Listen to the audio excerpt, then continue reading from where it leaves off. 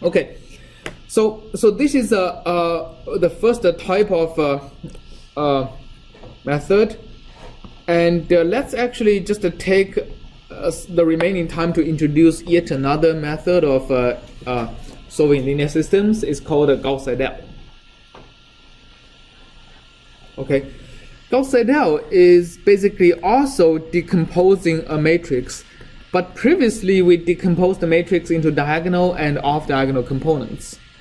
And let's just write it down a little bit. So we decomposed this into D plus A minus D, right? So when we are solving, when we decompose AX is decomposed into DX plus A minus DX, right? And remember when in Jacobi iteration we moved the dx and a minus dx into different sides of the equation. Dx is going to be applied to the next iteration. I mean, that actually takes advantage of the fact that it is very easy to invert the matrix D, right? Because in order to actually get to the next iteration, you need to invert whatever matrix you leave on the left-hand side. But Gauss Seidel actually realizes that there is more we can move to the left-hand side. That still makes it easy to invert.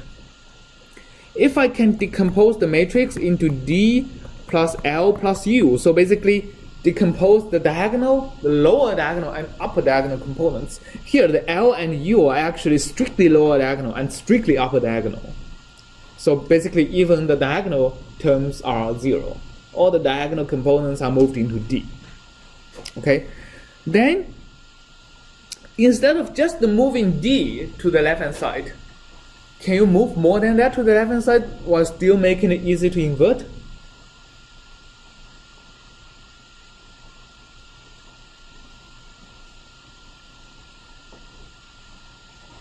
Can you move L plus U to the left-hand side and make it easy to invert?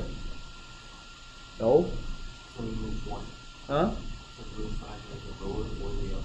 Yes, you can move D plus L or D plus U to the left-hand side to make it a lower diagonal matrix or upper diagonal matrix. And it's still going to be easy to invert because inverting a lower diagonal or upper diagonal matrix involves either just a forward elimination or backward forward substitution or backward substitution, right? So Gauss Seidel is doing either of that. So here, AX would be decomposed into D plus L times X plus U times X, right? And AX plus F equal to 0 means D plus L times X would be equal to minus U times X minus F, right? And just moving D plus L on one side and the rest to the other side. So the Gauss Seidel iteration is simply D plus L times X to the K plus 1 to be equal to minus X times XK minus F. So that is Gauss Seidel. Okay, and for example, we can also apply Gauss Seidel to exactly the same problem as we had before. So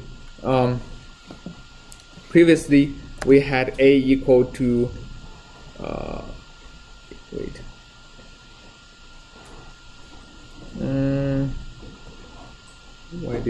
where is my construction of A?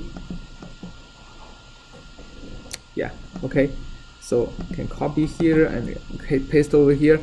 And I can say L plus D would be this plus just the lower diagonal part, right? I'm gonna remove this. So this is only the lower diagonal part of A, right? And my upper diagonal part is simply diag of 1s and minus 1 divided by delta x squared, right? So this is my upper diagonal part. So okay, so if I have my x to be 0s and 1 to start with, my iteration would be x would be equal to L plus D backslash minus U times x minus f, right? So this is now my Gauss Seidel iteration. So I can also do this, let's do 5,000 times.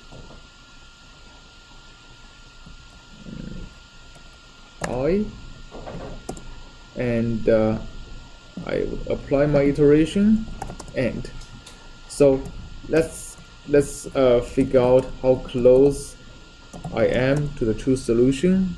And in this case, it's pretty close already, right? So what you can see is that the Gauss Seidel iteration actually converges faster than Jacobi iterations. Okay, so let's stop over here this time, and next lecture, let's actually look a little bit more on how does the convergence rate depend on the grid spacing and the size of the system, and what's the best way to accelerate it. All right.